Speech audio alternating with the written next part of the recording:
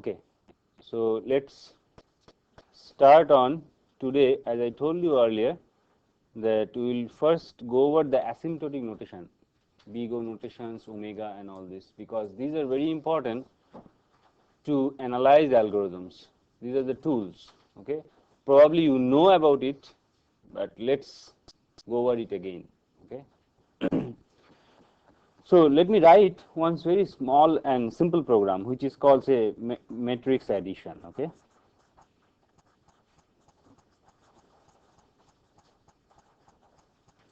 So this is mat add. It takes two array A and B, double dimensional, and n is the, suppose it is the matrix by n by n.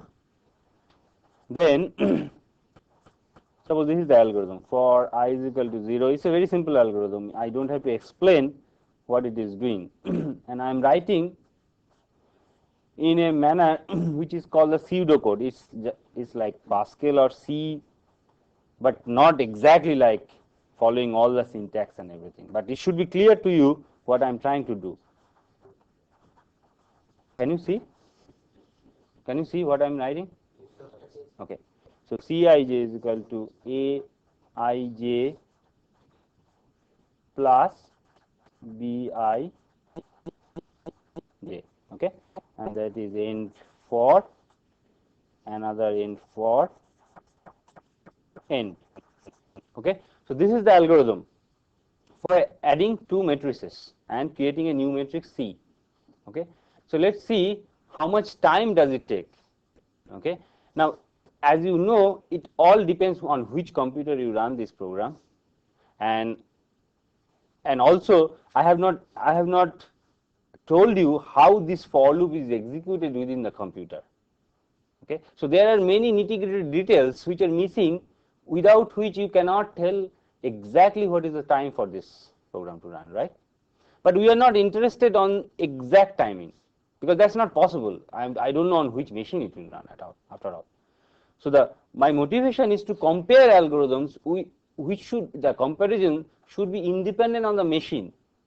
It should be independent of the machine. It should be independent of how each operation is being executed. Okay. So how to do that? For this one, what we will do, we will count basic steps of the algorithm. How many steps are there? Okay, which is independent of the machine. Okay. Here, if you see, this for is a basic step, right? So for is executed. For example, it will be checked whether I is equal to 0, whether I is less than n. Sorry, it will be first I will be 0, then it will be checked whether I is less than n, then I will be increased by 1. Okay, so that's this step we will do. Okay, then the next for we will do the similarly. Then Cij is equal to Aij plus Bij. This is just an assignment. Okay, but suppose this is a one count. Basically, this is a constant time. It may be say 4 millisecond or 400 millisecond, but whatever it is constant. It's a one step, one count. Second is another one count. This is also one count, right? So now let's see how many times this one is getting executed. How many times this is executed? N times it is getting executed, roughly. Okay. How many times this is executed? So this gives me total count of n. How many times this is getting executed? Is it executed n times? It's not n, because this is within this for loop. So which is executed n times, and this is it itself is getting executed n times. So n times n is roughly n squared time, right? So this is roughly n squared times, and this one is getting executed another n squared. Okay, so if we see, so total steps roughly I get n plus 2n squared, right? Roughly, if n is the input size, this is the total time, total number of steps. Now again, we have already ignored some of the things, but is it very important to know that this is 2n squared? It's not. It's not, because already I have taken the liberty of not putting the exact constant before n squared here. It will not take exactly n square step, because each step you don't know how much time does it take. So this constant is not very important. What is important to us, that it is n squared, not n. It is n square, not n. Whether it is n cube, n square, this is what which is important. Okay, and this is also independent of machine, independent of particular constants. Okay, so this is the motivation of introducing the asymptotic notations. Okay, why this big O notation was introduced? To compare the algorithm where the constants are unimportant. Okay, so did you get the notion why did you this order notation was invented? Okay, now let me first go over the definition of big O. Okay, what is the definition of big O? We say, so now we are going to the formal definition of big O. So this is big O notation. Okay, we say a function fn is of the order of another function gn if and only if. Does people know what is if and only if? Okay, if and this is both necessary and sufficient. Okay, most of the time I will be writing if and only if as IFF. This is a this is a usual notation. Okay, so if and only if there exist positive constants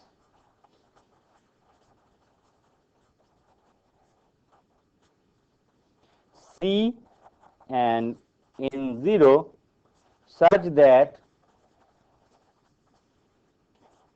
fn is less than equal to C times gn for all n greater than equal to n0. Do you know this definition? Probably you know this definition already, but let me just tell you why this definition. What is the motivation for this definition?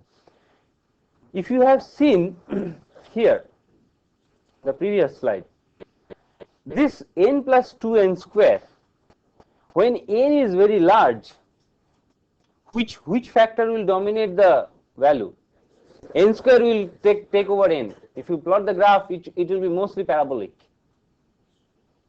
When n is very large, n does not come into picture that much. Okay, so we are interested to know how the algorithm will behave, the time complexity of the algorithm will behave when input is very large. Okay, so that's our goal behind defining this order notation. So we should define something which will capture this notion. When n is very large, what is the time complexity of the algorithm? Okay, okay, and this is precisely being done in this definition. If you see it very carefully, we are saying fn is order of gn. Okay, and there are two constants which are very important, C and n naught. And how is it captured when n is very large? It is captured by this n is greater than n naught. You fix a n naught. N naught is a constant. N naught is a constant. Okay, you fix once, but when n is greater than that, that means basically n is very large, then fn must be less than equal to this function gn within a constant factor. Okay, so as if gn is a function which is capping this function fn when n is very large from above. So if you plot the graph, it should be something like this. So suppose if you have fn, so n and fn, initially probably like this, then fn is this. So what this gn saying? Okay, gn initially I don't know, but when n is large, gn is something like this. So this is fn, this is gn. So maybe I can put maybe n naught here. When n is greater than n naught, gn is above fn. So suppose this is C times gn. Okay, I am plotting. So this gn is always above fn. when n is greater than n naught. So then you can say that Fn is of the order of Gn. So let's take an example that will make it clear. So let's see. Suppose I have a function Fn is equal to say 5n plus 1. Okay, this is my Fn. Okay. Now let me take Gn is equal to say n. Can I say, so question is, can I say Fn is equal to order of Gn? Can I say this?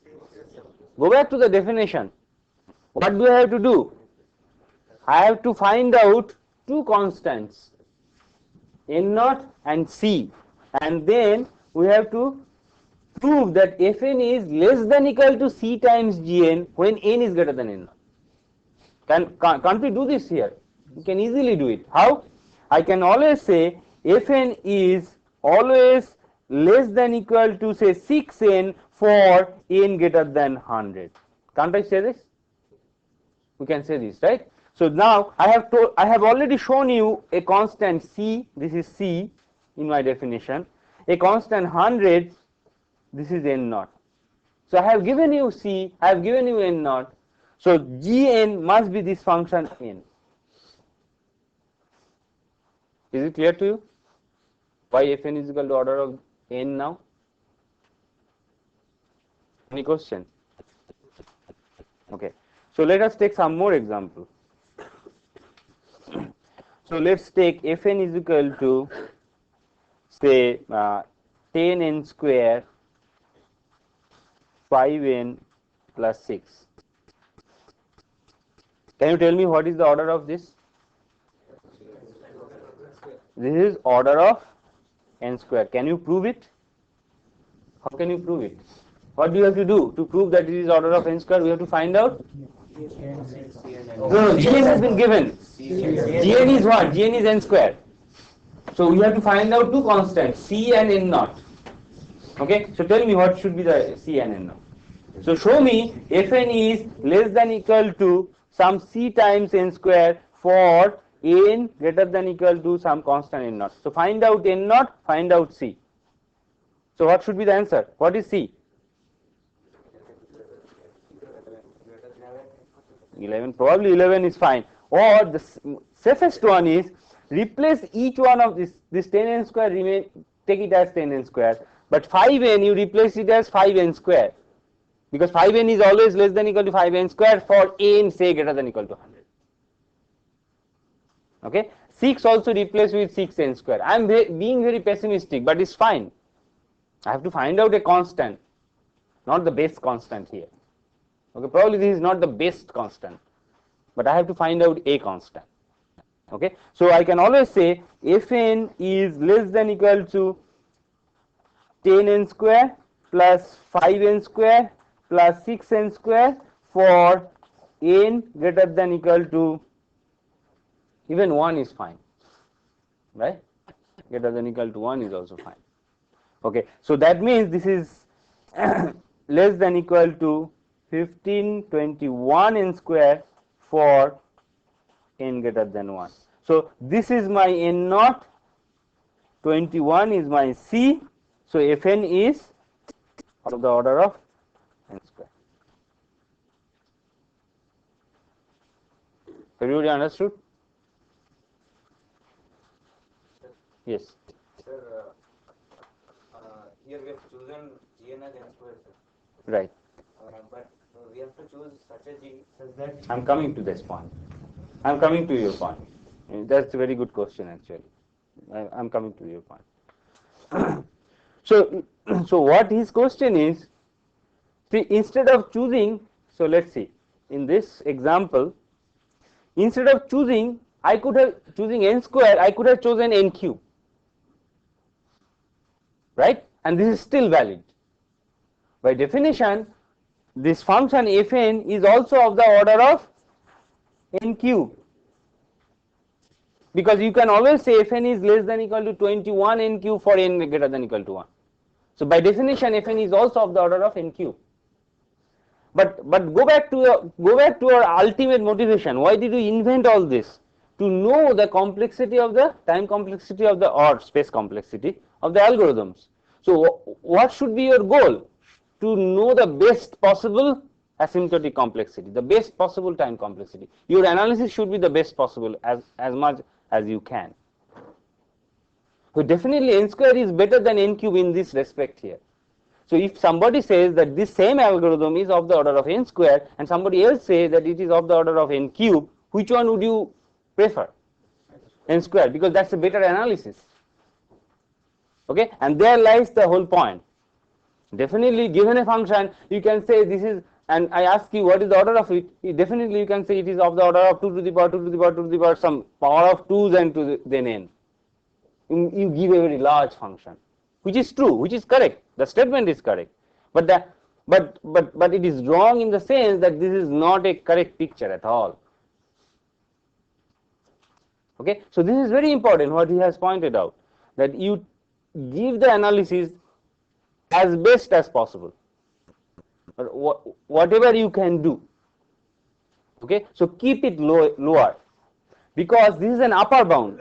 Remember, this order is an upper bound to your function fn, to your complexity. So you should try to keep it down. You should try to match the graph from above as much as possible. So you should keep it down. Upper bound should be as low as possible. Okay, so I hope this you remember throughout this course. This is very important, that you should analyze something in your best possible way. Okay, well, this is your question, right? Okay, now let me take another example. Say Fn is equal to, say, 6 2 to the power n plus n square. Can you tell me what should be the order? Order of what? 2 to the power n. Because definitely I'm not going to write everything here. You can definitely say that Fn is less than equal to, say, 7 2 to the power n for n greater than. You don't need to prove this, right? This is obvious. Okay, so you have found 7, you have found 1, is order of 2n. Okay, now as he has asked the question already, so what is the next question? The next question should be asked, that is this order 2 to the power n is the best thing? Can we make it lower? Because I already told you our ultimate goal should be to make it lower. But can we do it? Can we make it lower? This less than 2 to the power n? No, we cannot, because you cannot avoid 2 to the power n here. You cannot avoid 2 to the power n here. Okay, you cannot say this is order of n square. The previous problem, we are given, sir, if n is greater than 2, then 2 to the power n is always less than n square. Then you have written, then Which one? This one? so 6 into 2 to the power n plus n square. Right. Sir, for n greater than 2. Okay, so yeah, or we make it n greater than 10. So then also, for any value of n greater than 2, 2 to the power n is always less than n square. 2 to the power n is always less than n square. 2 to the power n is not less than n square. What is 2 to the power 5? 32. What is n square? 25. And that's it. If you plot the graph of 2 to the power n and n square, you will see 2 to the power n will grow like anything. Let me give you the idea. When n is equal to, say, 30, when n is equal to 30, what is n square? 900. So let's take 2 to the power n millimeter and n square millimeter. Okay, n square millimeter is 900 millimeter, which you can grasp. But 2 to the power 30 millimeter is something like the distance from here to moon. Just calculate. I don't know whether you already know it. If you take a paper, newspaper or some paper, and you fold it 30 times, the thickness of it would be such that it will be the distance from here to moon. That should give you the idea how this function grows, how fast. So if some algorithm has a complexity of some 2 to the power n, most probably for a very moderate input, when n is equal to 30, it will not give the output even in your lifetime, probably not even in the lifetime of the whole human being. It's so large.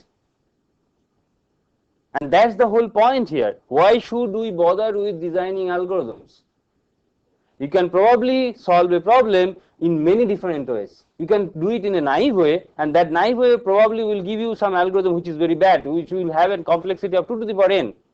But somebody smart will come and give you an algorithm which has a complexity, say, n square. So he will solve the problem, say, within a 1 day, or even with some fast machine within a minute. And your algorithm, which is a naive one, which did not take much time to design, will never give you the output in your lifetime. So that's the whole point of designing algorithm. And that's the whole point of analysis also. After designing, you show that this is really good. Okay? Yes. Now, in all these examples, what we've been doing is we've been looking at a function, Right. and then we have been deducing the gn. Right. Cannot it be that gn is totally something different? And like, if it is something like that, how do you work it out? No. See, if the function is given, it's up to you what gn you choose. But I told you the thing is you should choose the one which is best possible. Okay. But in our cases, what will happen? The algorithm will be given. We have to choose. Actually, Fn will not be given. We have to design everything. We have to find out our own gn. Nobody will give us the gn. If gn is given, then the problem is solved. Basically, we have the precise problem is to find the right gn. Sir, what will be the basis for the choice of GN? Just for which factor will be dominating? That is the whole point of this course. To know how to design algorithm, how to choose GN, what is GN, and all these things. I mean, there is no hard and fast rule. I cannot give you a formula to choose GN. You have to think over, and you have to come up with the right answer. Okay.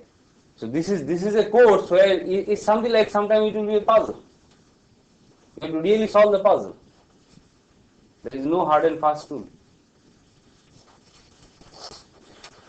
Okay. Now here comes the question. So already we have seen what is the upper bound order of a function. But as I told you, after you have taken an upper bound, you need to know whether this is the best. Okay. So similarly, let's go back to the algorithm. Suppose you have already analyzed the algorithm and you have shown that this is the upper bound of this algorithm. This is the order of the algorithm. So next question one should ask, have you analyzed this the best possible way?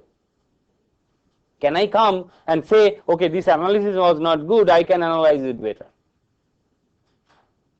So your question is, no, then I would require to prove that my analysis is the best. You cannot do anything better.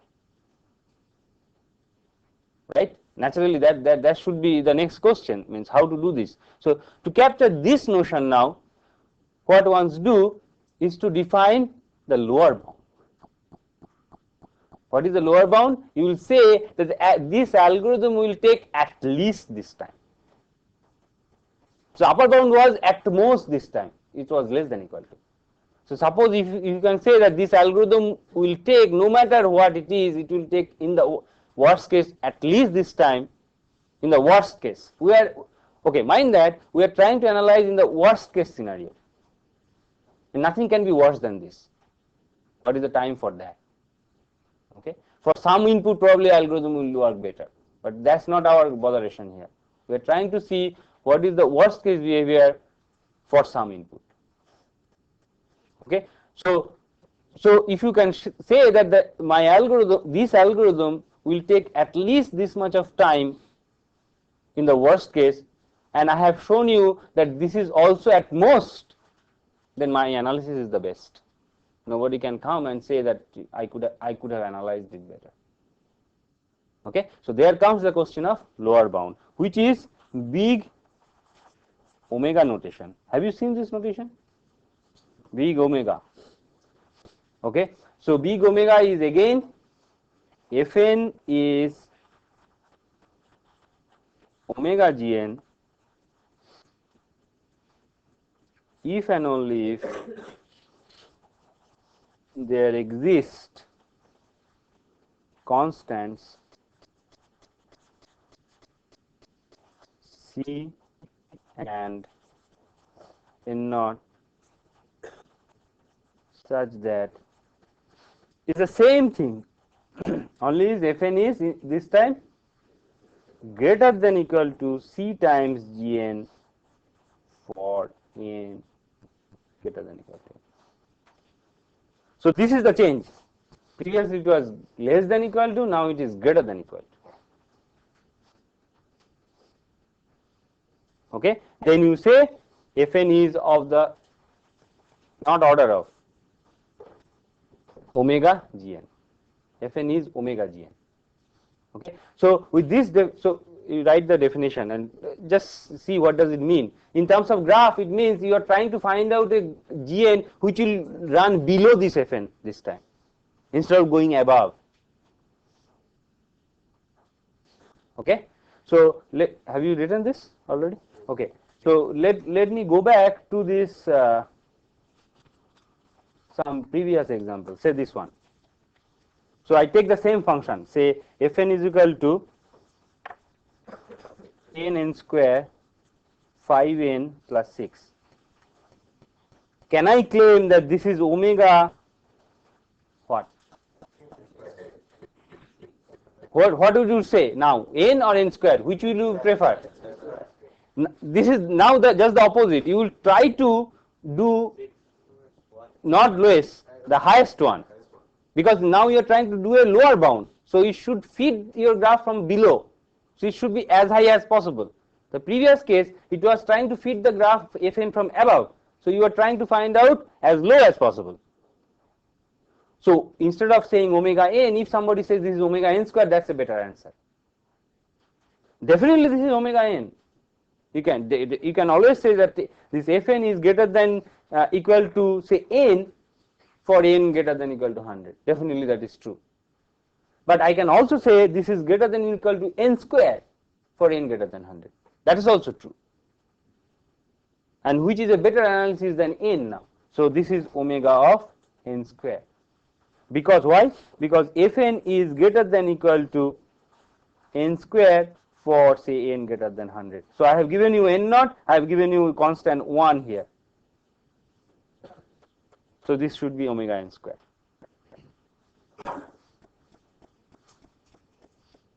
It's just the opposite concept of order.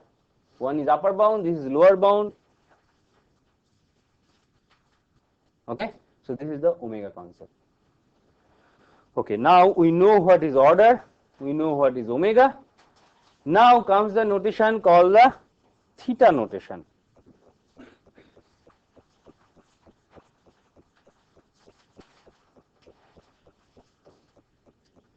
Okay, what is theta notation? So let's take this Fn all again. It was 10n square plus 5n plus 6. I already proved Fn is of the order of n square. I also showed this is omega of n square. Right? If these two, so both these cases Gn are same. It is of the order of Gn, it is also omega of Gn. Okay, so in that case you say Fn is theta of n square. So what is the definition? Basically Fn is theta Gn if and only if Fn is order of Gn and Fn is omega of Gn. If both are true, the same function Gn, then it is theta of Gn. Okay. So now you can see what should be the ultimate goal of analyzing an algorithm. Ultimate goal is to prove something is theta. Then nobody can question you, at least with this analysis of this algorithm. Because you have already shown this is at least, this should get at least, and you have also shown I have proved that this is also at most. So you have achieved the optimal. So this is all optimal algorithm or optimal analysis in this case. If you can show something is theta, then that analysis is optimal.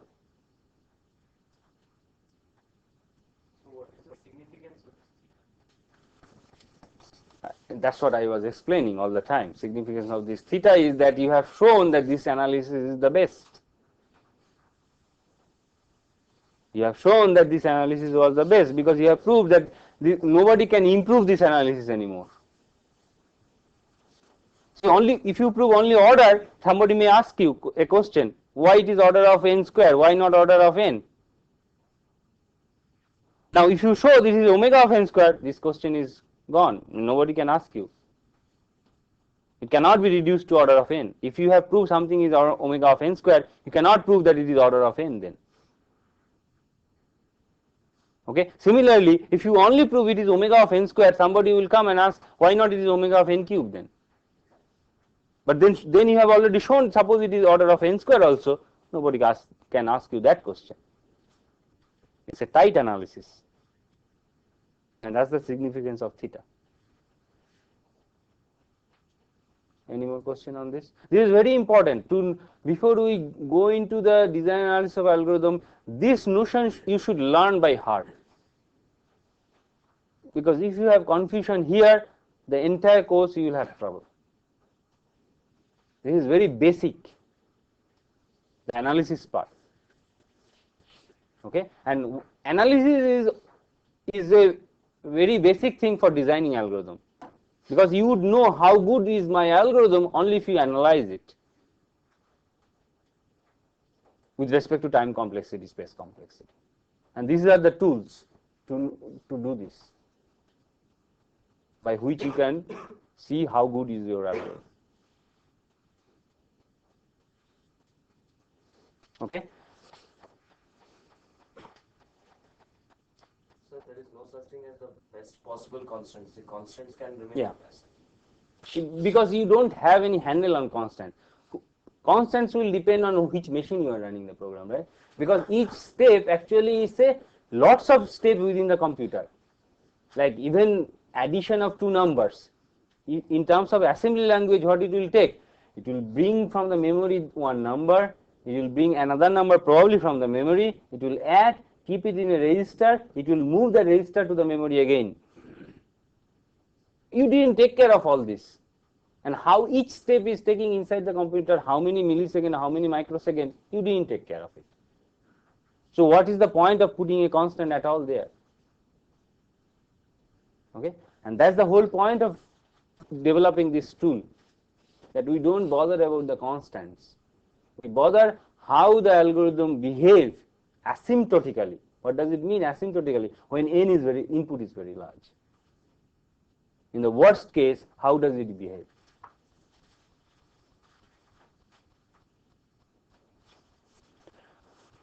Okay, now now there are two basic things. Given an algorithm, you can analyze in a best possible way and say that this analysis is optimal, right? Because you have proved that this is theta of some gn, the analysis. But you have written the algorithm to solve some problem. So let's take the problem as sorting. Okay, so let's take the problem of sorting. Now sorting can be solved, as you have already seen, with different algorithms, maybe quick sort, maybe heap sort, merge sort, insertion sort, bubble sort, so many algorithms. Okay, but the problem is same, is sorting of numbers, right? So there is a concept of problem which is I call a P, and then algorithm A. Okay, now given a particular algorithm, suppose quick sort, you already know its worst case time complexity is of the order of n square. Okay, and it cannot be made better, because there are certain cases where it will run in that much time.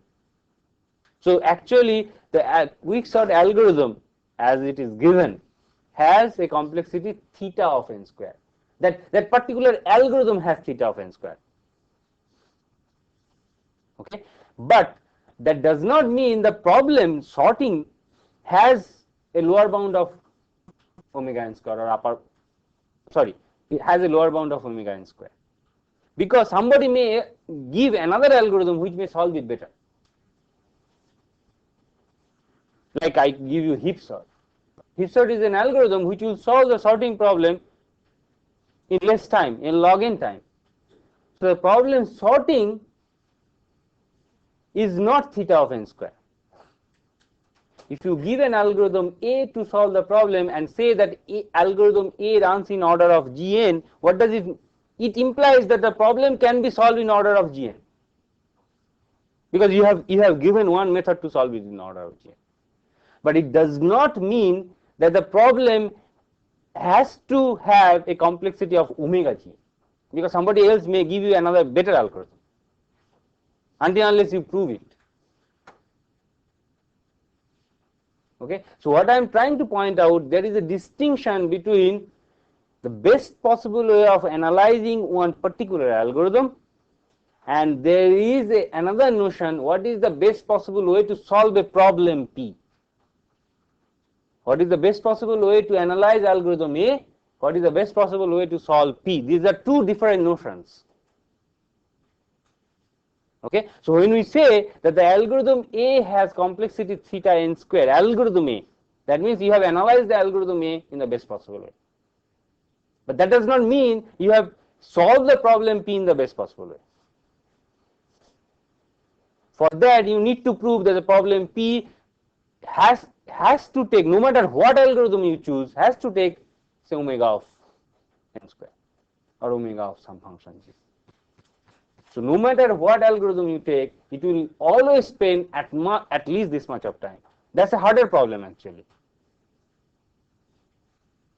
Okay. If you show that and also give an algorithm which solves the problem in the same time, then you have solved the problem in optimal time. Is this clear? This people get confused with these notations. What I am saying, people have real confusion over these concepts. Is it clear what I am saying? Optimal algorithm for a problem P, optimal analysis for an algorithm A. So can you make the distinction now? Okay, yes. So what I am saying, suppose I have an algorithm A to solve P. So P is this is the algorithm. This is the problem. So this analysis is optimal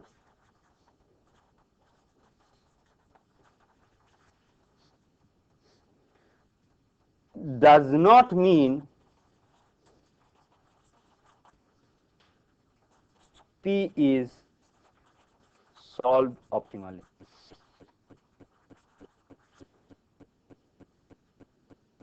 Can you get this point?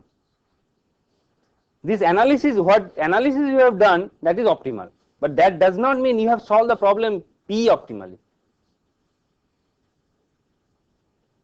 because somebody else give you another algorithm which is better than this. Okay, and this problem is problem solved optimally requires to show that no algorithm is better.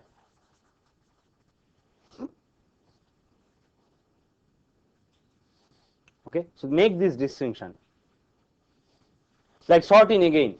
So heap sort is the algorithm which solves it in what? Heap sort takes how much time? N log n, and it can be proved that sorting cannot be solved in less than n log n time, if there is a condition that if only comparisons are used. So heap sort solves the problem of sorting in optimal time, but quick sort does not solve the sorting in optimal time, because quick sort takes order n square time, which is more than n log n. So quick sort does not solve the sorting in optimal time. Heap sort solves the problem of optimal time, but quick sort has the analysis optimal analysis n square. You cannot analyze quick sort better, and that's the distinction I am trying to make.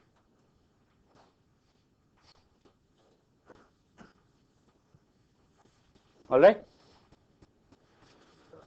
Yes.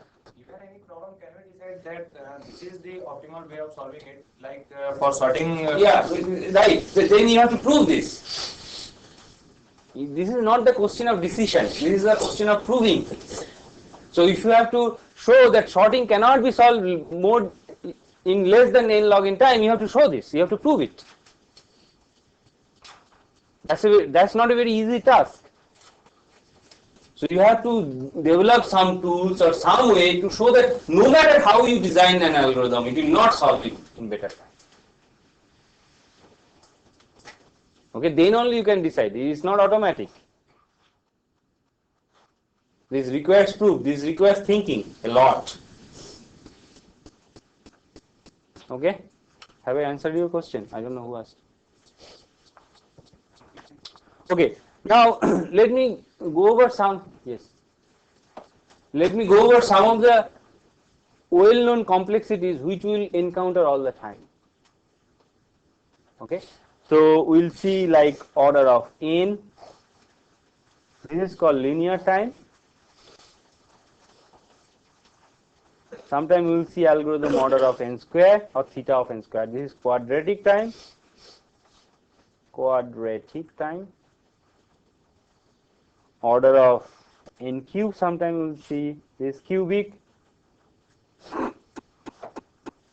Order of 2 to the power n or something to the power n. This is called exponential algorithm or exponential time algorithm. Okay, and sometimes we will see order of log 2n, okay, which is the logarithmic time. Sometimes we will see order of n log n. Sometimes we will see order of 1, constant time. Okay, these are very usual ones which we will encounter in this course. Sometimes it will be in log square n also. Okay, but let me just point out one thing. Suppose I have a complexity which is order of say log 2n. Can I say this is also order of log say 100n? So you know this. This base does not matter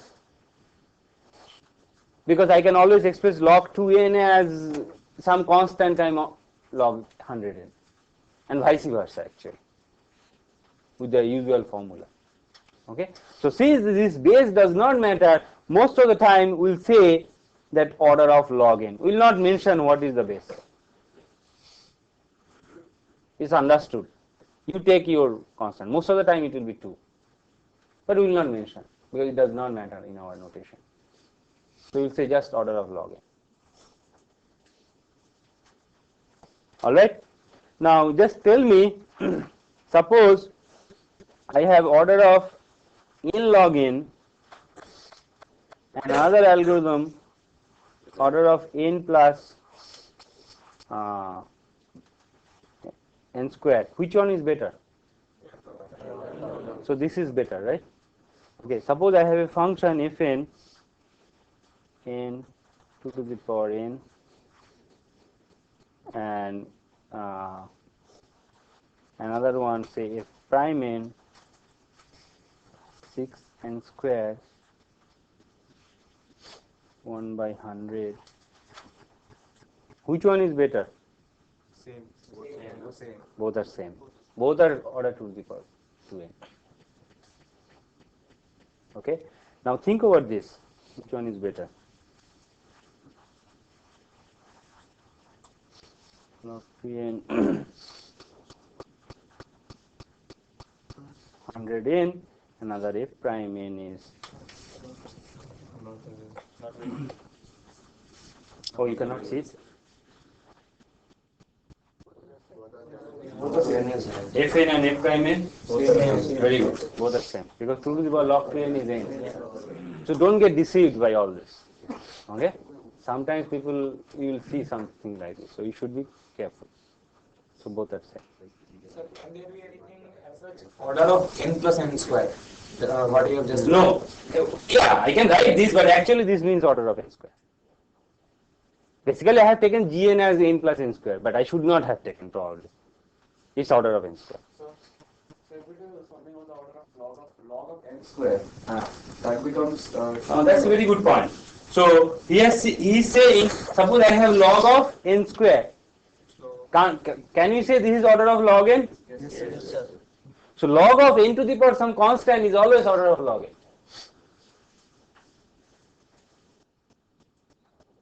Because by the theory of logs, all this constant will come, power constant in the power will come in front as constant.